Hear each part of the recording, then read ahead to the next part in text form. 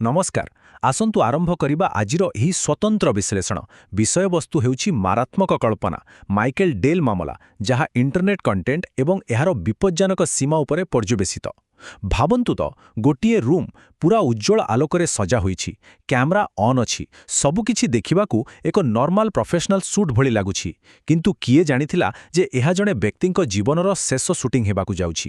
ହଁ, ଏକ internet fantasy କେମିତି ଏକ ହୃଦୟ ବିଦାରକ ଘଟଣାରେ ପରିଣତ ହେଲା, ଆଜି ଆମେ ତାହାରି ଉପରେ ହିଁ ଆଲୋଚନା କରିବା।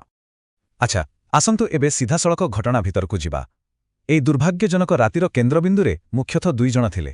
ଗୋଟିଏ ପଟେ ଅଛନ୍ତି 32 ବର୍ଷୀୟ ମଡେଲ ମିକାଏଲା ରାୟଲାର୍ଡସଡାମ୍, ଯାହାଙ୍କୁ ଲୋକେ ଅନଲାଇନ୍ରେ ଏବଂ ଏସ୍କର୍ଟ ଦୁନିଆରେ ଆଶ୍ଲି ସିନକ୍ଲେୟାର ନାମରେ ଜାଣନ୍ତି। ଆଉ ଅନ୍ୟପଟେ ଅଛନ୍ତି ତାଙ୍କର କ୍ଲାଏଣ୍ଟ 55 ବର୍ଷୀୟ ମାଇକେଲ ଡେଲ୍। ଦେଖନ୍ତୁ, ଏଠି କୌଣସି ପୂର୍ବ ଶତ୍ରୁତା ନଥିଲା। ଏହା ସମ୍ପୂର୍ଣ୍ଣ ରୂପେ ଏକ ବିଜନେସ୍ ଡିଲ୍ ଥିଲା, ଏକ ନିର୍ଦ୍ଦିଷ୍ଟ ଭିଡିଓ ସୁଟ୍ ପାଇଁ। କିନ୍ତୁ ଏହି ଡିଲ୍ର ସର୍ତ୍ତଗୁଡ଼ିକ, ବିଶ୍ୱାସ କରନ୍ତୁ, ଅତ୍ୟନ୍ତ ଭୟାନକ ଥିଲା। ଏହି ଡିଲ୍ଟି କେତେ ଅସାଧାରଣ ଥିଲା ତାହା ଆପଣ କେବଳ ଏହି ଫିସ୍ରୁ ହିଁ ଅନୁମାନ କରିପାରିବେ। ସାଧାରଣତଃ ମିକାଏଲାଙ୍କ ଏସ୍କର୍ଟ ସେବା ପାଇଁ ଚାର୍ଜ ରହୁଥିଲା ପାଖାପାଖି $1500। କିନ୍ତୁ ଜାଣିଛନ୍ତି ଏହି ଗୋଟିଏ ସ୍ୱତନ୍ତ୍ର ସେସନ୍ ପାଇଁ ମାଇକେଲ କେତେ ଦେଇଥିଲେ? $11,000ରୁ ବି ଅଧିକ। ଏତେ ବଡ଼ ରକମ ଦେବାର ଗୋଟିଏ ହିଁ କାରଣ ଥିଲା, ଏକ ଏକ୍ସଟ୍ରିମ୍ ବା ଅତ୍ୟନ୍ତ ବିପଜ୍ଜନକ ଭିଡିଓ ସୁଟ୍।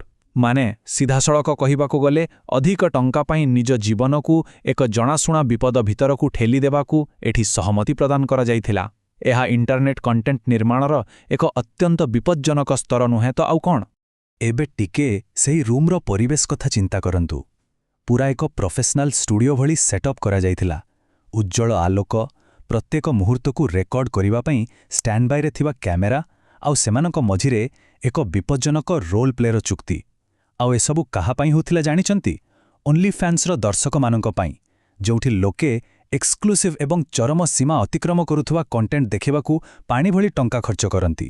ମାନେ, ସବୁକିଛି ପୂର୍ବରୁ ପ୍ଲାନ୍ ହୋଇଥିଲା, ଆଉ ଜାଣିଶୁଣି ଏହି ବିପଦକୁ ଆପଣା ଯାଇଥିଲା।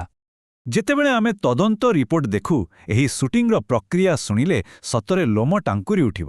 କିଛି ସାଧାରଣ ଘରୋଇ ଜିନିଷ କେମିତି ମାରାତ୍ମକ ଅସ୍ତ୍ର ପାଲଟିଗଲା ଦେଖନ୍ତୁ। ପ୍ରଥମେ ମାଇକେଲଙ୍କ ହାତକୁ ଖୁବ୍ ଜୋରରେ ବାନ୍ଧି ଦିଆଗଲା। ତାପରେ ଦ୍ୱିତୀୟ ଷ୍ଟେପ୍ରେ ପାଟିରେ ଡକ୍ଟେପ୍ ମାରି ଦିଆଗଲା, ଯେମିତି ସେ କିଛି କହିପାରିବେନି କିମ୍ବା ଚିତ୍କାର କରିପାରିବେନି। ତୃତୀୟ ଷ୍ଟେପ୍ ଥିଲା ସବୁଠୁ ଆଶ୍ଚର୍ଯ୍ୟଜନକ। ତାଙ୍କ ପୂରା ଶରୀରକୁ ପ୍ଲାଷ୍ଟିକ୍ କ୍ଲିଂ ଫିଲ୍ମରେ ଗୋଟେ ମମି ଭଳି ଘୋଡ଼ାଇ ଦିଆଗଲା, ଆଉ ଆଖି ଉପରେ ବି ଅଠା ମାରି ବନ୍ଦ କରିଦିଆଗଲା। ଆଉ ଶେଷରେ ଚତୁର୍ଥ ଷ୍ଟେପ୍ରେ ତାଙ୍କ ମୁଣ୍ଡ ଉପରେ ଏକ ପ୍ଲାଷ୍ଟିକ୍ ବ୍ୟାଗ୍ ଘୋଡ଼ାଇ ଦିଆଗଲା। ଏହି ସବୁ ପଦକ୍ଷେପ ଏକାଠି ମିଶି ଏକ ଭୟାନକ ମୃତ୍ୟୁର ଫାଶ ତିଆରି କରିସାରିଥିଲେ। ବର୍ତ୍ତମାନ ଆମେ ଯେଉଁ କଥା ଉପରେ ଆଲୋଚନା କରିବାକୁ ଯାଉଛୁ, ତାହା ହିଁ ଏହି ଘଟଣାର ସବୁଠାରୁ ଗୁରୁତ୍ୱପୂର୍ଣ୍ଣ ମୁହୂର୍ତ୍ତ। ଗୋଟିଏ ନିୟନ୍ତ୍ରିତ ରୋଲ୍ ପ୍ଲେ କେତେବେଳେ ଜୀବନ ବଞ୍ଚାଇବାର ଏକ ମରିଆ ସଂଘର୍ଷରେ ପରିଣତ ହୋଇଗଲା, ତାହା କେହି ବୁଝିପାରିଲେନି। ଆଉ ଏସବୁ କ୍ୟାମେରାରେ ରେକର୍ଡ ହେଉଥିଲା। ପ୍ରଥମ କିଛି ମିନିଟ୍ ଲାଗିଲା ଯେମିତି ସବୁକିଛି ଗୋଟିଏ ଖେଳ ଭଳି ଚାଲିଛି। କିନ୍ତୁ ହଠାତ୍ ପ୍ଲାଷ୍ଟିକ୍ ବ୍ୟାଗ୍ ଭିତରେ ମାଇକେଲଙ୍କର ଶ୍ୱାସରୁଦ୍ଧ ହେବାକୁ ଲାଗିଲା। ସେ ଛଟପଟ ହେଲେ, ନିଜକୁ ଖୋଲିବାକୁ ପ୍ରାଣପଣେ ଚେଷ୍ଟା କଲେ। ଆଉ ଏହା ଆଦୌ କୌଣସି ଆକ୍ଟିଂ ନଥିଲା। ଏହା ଥିଲା ବଞ୍ଚିବା ପାଇଁ ଏକ ପ୍ରକୃତ ସଂଘର୍ଷ, ଯାହା ସିଧାସଳଖ ସେହି କ୍ୟାମେରା ଲେନ୍ସ ଆଗରେ ଘଟୁଥିଲା। ଯେତେବେଳେ ପରିସ୍ଥିତି ହାତରୁ ବାହାରିବାକୁ ଲାଗିଲା, ଘଟଣାଗୁଡ଼ିକ ଖୁବ୍ ଦ୍ରୁତ ଗତିରେ ବଦଳିଗଲା।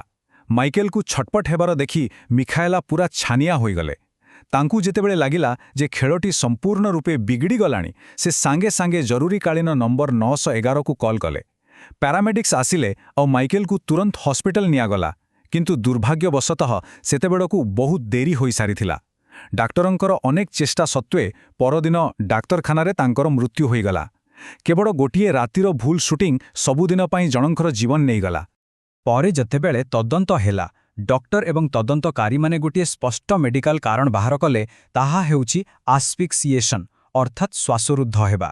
ସରଳ ଭାଷାରେ କହିଲେ, ଶରୀରକୁ ଆଦୌ ଅମ୍ଳଜାନ ନ ମିଳିବା। ଭାବି ଦେଖନ୍ତୁ ତ, ମୁଣ୍ଡରେ ପ୍ଲାଷ୍ଟିକ୍ ବ୍ୟାଗ୍, ପାଟିରେ ଟେପ୍, ଆଉ ପୁରା ଶରୀରରେ ଟାଇଟ୍ କ୍ଲିଂ ଫିଲ୍ମ। ଏସବୁ ମିଶି ତାଙ୍କର ଅମ୍ଳଜାନ ଚଳାଚଳକୁ ସମ୍ପୂର୍ଣ୍ଣ ରୂପେ ବ୍ଲକ୍ କରିଦେଇଥିଲା। ଏହା କୌଣସି ହାର୍ଟ ଆଟାକ୍ କିମ୍ବା ଅନ୍ୟ ରୋଗ ନଥିଲା, ବରଂ ଅମ୍ଳଜାନ ଅଭାବରୁ ହୋଇଥିବା ଏକ ଅତ୍ୟନ୍ତ କଷ୍ଟଦାୟକ ମୃତ୍ୟୁ ଥିଲା, ଯାହା ସେହି ସୁଟିଂ ସାମଗ୍ରୀ ଯୋଗୁଁ ହିଁ ଘଟିଥିଲା। ଏବେ ଆସନ୍ତୁ ଆମେ ଏହି ଘଟଣାର ଆଇନଗତ ଦିଗ ଉପରେ ଟିକେ ନଜର ପକାଇବା। ପୋଲିସ ପାଇଁ ସବୁଠୁ ବଡ଼ ପ୍ରମାଣ ଥିଲା ସେହି ଭିଡିଓ ଫୁଟେଜ୍। ଆରମ୍ଭରୁ ଯେତେବେଳେ ଓକିଲମାନେ ସେହି ଭୟଙ୍କର ଭିଡିଓ ଦେଖିଲେ ମିଖାଇଲାଙ୍କ ଉପରେ ସିଧାସଳଖ ସେକେଣ୍ଡ ଡିଗ୍ରୀ ହତ୍ୟାର ଚାର୍ଜ ଲଗାଇଥିଲେ, କାରଣ ସେଥିରେ ସ୍ପଷ୍ଟ ଦିଶୁଥିଲା ଯେ ମାଇକେଲକୁ ବହୁତ ସମୟ ଧରି ସେହି ବିପଜ୍ଜନକ ଅବସ୍ଥାରେ ଏକା ଛାଡ଼ି ଦିଆଯାଇଥିଲା। କିନ୍ତୁ ପରେ କୋର୍ଟରେ କେସ୍ ଟିକେ ବଦଳିଲା। ପ୍ରମାଣକୁ ଭିତ୍ତିକରି ଶେଷରେ ମିଖାଇଲା ଇନଭଲେଣ୍ଟାରୀ ମ୍ୟାନସ୍ଲଟର ବା ଅନିଚ୍ଛାକୃତ ହତ୍ୟା ଅଭିଯୋଗକୁ ସ୍ୱୀକାର କଲେ। ମାନେ ହୁଏତ ତାଙ୍କର ମାରିବାର କୌଣସି ସିଧାସଳଖ ଉଦ୍ଦେଶ୍ୟ ନଥିଲା, କିନ୍ତୁ ତାଙ୍କର ଚରମ ଅବହେଳା ଆଉ ବିପଜ୍ଜନକ କାମ ଯୋଗୁଁ ଯେ ଏହି ମୃତ୍ୟୁ ଘଟିଲା ସେ କଥା ସେ କୋର୍ଟରେ ମାନିନେଲେ। ତେଣୁ ଏବେ ଆସୁଛି ସେହି ଗୁରୁତ୍ୱପୂର୍ଣ୍ଣ ସଂଖ୍ୟାଟି କହିଲେ 4। ଦୋଷ ସ୍ୱୀକାର କଲା ପରେ ରିପୋର୍ଟ ଅନୁଯାୟୀ ଆସନ୍ତା ମାସରେ ମିକାଏଲାଙ୍କୁ ଦଣ୍ଡାଦେଶ ଶୁଣାଯିବାର ଅଛି, ଆଉ ତାଙ୍କୁ ପାଖାପାଖି 4 ବର୍ଷର ଷ୍ଟେଟ୍ ପ୍ରିଜନ୍ ବା ଜେଲ୍ ଦଣ୍ଡ ମିଳିବାର ସମ୍ଭାବନା ରହିଛି। ଗୋଟିଏ ଥର ଭାବନ୍ତୁ ତ, ଗୋଟିଏ ମାତ୍ର ଭିଡିଓ ସୁଟ୍, କିଛି $1000ର ଲୋଭ, ଆଉ ଏବେ ତାର ପରିଣାମ ହେଉଛି 4 ବର୍ଷର କାରାଦଣ୍ଡ। ଏହି ଗୋଟିଏ ସଂଖ୍ୟା ହିଁ ସେହି କାଳରାତ୍ରିର ସବୁଠୁ ବଡ଼ ବାସ୍ତବତାକୁ ଆମ ସାମ୍ନାରେ ରଖିଦେଉଛି। କିନ୍ତୁ କଥା କେବଳ ଏହି 2 ଜଣଙ୍କ ପାଖରେ ସରିଯାଉନି। ଏହି ଘଟଣା ଆଜିକାଲିର ଇଣ୍ଟରନେଟ୍ ଟ୍ରେଣ୍ଡ ଆଉ ଏହି ଓନ୍ଲିଫ୍ୟାନ୍ସ ଇଣ୍ଡଷ୍ଟ୍ରିର ସୁରକ୍ଷା ଉପରେ ଏକ ବହୁତ ବଡ଼ ପ୍ରଶ୍ନଚିହ୍ନ ଲଗାଇ ଦେଇଛି। ରାତାରାତି ଭାଇରାଲ ହେବାର ନିଶାରେ ଥିବା କ୍ରିଏଟର୍ସ ଏବଂ ଅଲଗା ପ୍ରକାର କଣ୍ଟେଣ୍ଟ ପାଇଁ ପାଗଳଙ୍କ ଭଳି ଟଙ୍କା ଖର୍ଚ୍ଚ କରୁଥିବା ଗ୍ରାହକମାନଙ୍କ ମଝିରେ ଏହି ମାର୍କେଟ କେତେ ଅନ୍ଧକାରମୟ ହୋଇପାରେ ତାହା ଆମେ ସମସ୍ତେ ଦେଖିଲେ। କେବଳ ଅଧିକ ଟଙ୍କା ଆଉ ଭ୍ୟୁଜ୍ ଆଶାରେ ସବୁ ସୁରକ୍ଷା ନିୟମକୁ ଭୁଲିଯାଇ ଗୋଟିଏ ଜୀବନ ସହ ଖେଳିବା, ଏହା ପ୍ରକୃତରେ ଗୋଟିଏ ସିଷ୍ଟମର ବହୁତ ବଡ଼ ବିଫଳତାକୁ ସାମ୍ନାକୁ ଆଣୁଛି। ତେଣୁ ଆଜିର ଏହି ସମ୍ପୂର୍ଣ୍ଣ ବିଶ୍ଳେଷଣ ଶେଷରେ ଆମ ମନରେ ଗୋଟିଏ ବହୁତ ବଡ଼ ପ୍ରଶ୍ନ ଆସୁଛି। ଏଇଭଳି ବିପଜ୍ଜନକ ଫ୍ୟାଣ୍ଟାସି ସୁଟ୍ର ସୀମା ପ୍ରକୃତରେ କେଉଁଠି ଯାଇ ଶେଷ ହୁଏ? ଇଣ୍ଟରନେଟ୍ରେ ଟ୍ରେଣ୍ଡ କରିବା ପାଇଁ, ନୂଆ ଆଉ ଅଲଗା କିଛି କରି ଦେଖାଇବା ପାଇଁ ଆମେ ଆଉ କେତେ ତଳକୁ ଖସିବା?